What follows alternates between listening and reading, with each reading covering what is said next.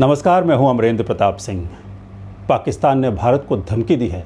प्रधानमंत्री शहबाज शरीफ ने कहा है कि वो भारत के खिलाफ डायरेक्ट एक्शन लेंगे अगर भारत सिंधु नदी का पानी नहीं छोड़ता। मैंने आपको पहले ही बता दिया था कि जैसे ही मक्का समझौता साइन होगा, पाकिस्तान ज़रूरत से ज़्यादा अकड़ दिखाने लग जाएगा। पाकिस्तान के प्रधानमंत्री ने अभी सऊदी अरब और तुर्की के साथ एक दूसरे की सुरक्षा के लिए एक समझौता किया था एक हफ्ते पहले, जिसे मक्का समझौता कहा जाता है। और पाकिस्तान के पीएम ने अपने इंडिपेंडेंस डे पर कहा है कि भारत ने सिंधु रिवर का पानी रोककर दोनों देशों के बीच एक रेड लाइन खींच दी है। पाकिस्तान बोल रहा है कि सिंधु नदी की एक एक बूंद उनके देश के लिए रेड लाइन है। आपको याद होगा, पिछले साल 25 अप्रैल को पहलगाम में पाकिस्तान के आतंकी हमले के बाद भारत ने सिंधु जल समझौते पर रोक लगा दी थी और सिंधु का पानी रोक दिया था। तब से लेकर अब तक पाकिस्तान पानी की एक एक बूंद को तरस रहा है, तड़प रहा है, झुंझला रहा है, खोखली धमकी भी दे रहा है, लेकिन कर कुछ नहीं पा रहा है। भारत ने सिंतास मुआहदे को यकतरफा और गैर कानूनी तौर पर मुअत्तल करके खुद को अमन का दुश्मन साबित किया है। मैं वाशगाफ अल्फाज में ऐलान करता हूं कि पाकिस्तान के पानी की एक एक बूंद हमारी रेड लाइन है। भारत राह रास्त पर ना आया तो उसे बराह रास्त जवाब दिया जाएगा। पहलगाम के बाद भारत के ऑपरेशन सिंदूर ने पाकिस्तानी सेना को उसकी औकात दिखा दी थी। अब शहबाज शरीफ के पास धमकी देने के अलावा और कुछ नहीं बचा है, और ये धमकी तो सिर्फ सऊदी, तुर्की और चीन के बलबूते पर दे रहे हैं पाकिस्तान।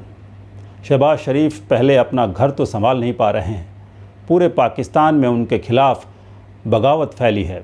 खैबर पख्तूनख्वा से लेकर बलूचिस्तान और पाकिस्तान अधिकृत कश्मीर तक कहीं हिंसा, कहीं हमले, तो कहीं सरकार के खिलाफ आंदोलन चल रहे हैं। शहबाज को ये नहीं दिखाई दे रहा है कि अपने देश में हो क्या रहा है, और भारत को शांति के लिए वो खतरा बता रहे हैं। ये भी कह रहे हैं कि सिंधु के पानी को लेकर कोई समझौता नहीं होगा, भारत को पानी छोड़ना ही होगा, और अगर भारत सही रास्ते पर नहीं आया तो फिर पाकिस्तान डायरेक्ट एक्शन लेगा। तो शहबाज शरीफ और उनके फील्ड मार्शल असीम मुनीर को ऑपरेशन सिंदूर के बाद ये तो अब तक एहसास हो गया है कि भारत को वो क्या सही रास्ते पर लाएंगे। पाकिस्तान खुद सही रास्ते पर नहीं आया तो ऐसे ही हर नेशनल और इंटरनेशनल फोरम पर उसे सिंधु के पानी के लिए भारत से भीख मांगनी पड़ेगी। डायरेक्ट या इनडायरेक्ट जो भी एक्शन पाकिस्तान लेगा, उसका भारत ऑपरेशन सिंदूर पार्ट 2 से एकदम डायरेक्ट रिएक्शन देगा, और ये रिएक्शन पाकिस्तान के डायरेक्ट एक्शन पर बहुत भारी पड़ने वाला है। शहबाज शरीफ को लगता है कि अमेरिकी राष्ट्रपति ट्रंप और सऊदी अरब और तुर्की से नज़दीकियाँ बढ़ाकर वो भारत को धमकी दे सकता है। ईरान युद्ध में बिचौलिया बनकर पाकिस्तान को कोई फ़ायदा नहीं होने वाला है। भारत को जंग की धमकी देकर वो बस अपने घर में अपनी इमेज को चमका सकता है, लेकिन युद्ध में भारत पाकिस्तान को कैसे चमकाएगा ये उनकी आर्मी जानती है, और उनका फील्ड मार्शल भी। जो पाकिस्तानी सेना अपने देश के लोगों को हैंडल नहीं कर पा रही है, अपने ही नागरिकों पर फाइटर प्लेन से बम गिरा रही है, निहत्थे लोगों, महिलाओं, बच्चों को मार रही है, वो सेना भारतीय आर्मी का क्या मुकाबला कर पाएगी। पाकिस्तान की वायुसेना ने बलूचिस्तान में बम गिराकर अपने ही 27 नागरिकों की जान ले ली, जिनमें से कई बच्चे और महिलाएं थे। इसलिए पाकिस्तान के स्वाधीनता दिवस को बलूचिस्तान के लोग ब्लैक डे बता रहे हैं, ब्लैक फ्राइडे।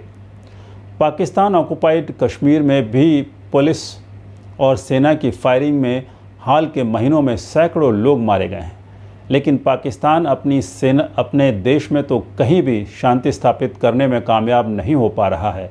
तो क्या ईरान और अमेरिका में मध्यस्थता करा पाएगा? भारत ने जब सिंधु जल समझौते को अनिश्चितकालीन के लिए रोक दिया था, तभी कहा था कि पानी और खून एक साथ नहीं बह सकता। अब पाकिस्तान पिछले 15 महीनों से खून के आंसू बहा रहा है। रो रो कर उसकी आंखों का पानी सूख चुका है, लेकिन भारत ने अभी तक सिंधु का पानी नहीं छोड़ा है। भारत का मैसेज एकदम क्लियर है, अगर पाकिस्तान की आतंकी गतिविधियों से भारत में एक बूंद खून भी बहा तो पाकिस्तान सिंधु नदी की एक एक बूंद पानी के लिए तरसेगा। पाकिस्तानी नेता फजलुर रहमान ने खुद ही शहबाज शरीफ और असीम मुनीर को एक्सपोज कर दिया है। फजलुर रहमान ने कहा है कि पीएम शहबाज शरीफ कुछ भी बोलने से पहले गरारा कर लें, क्योंकि वो जो भी बोलते हैं उनके मुंह से झूठ ही निकलता है।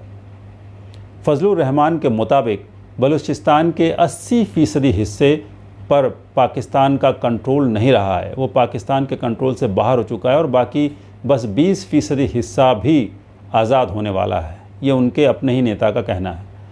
तो पाकिस्तान तुर्की और सऊदी अरेबिया के दम पर भारत को धमकी तो दे सकता है, लेकिन कोई भी एक्शन लेने में उसको 100 बार सोचना होगा। अब शहबाज की धमकी का जवाब भारत के प्रधानमंत्री मोदी देंगे। जय हिंद, नमस्कार।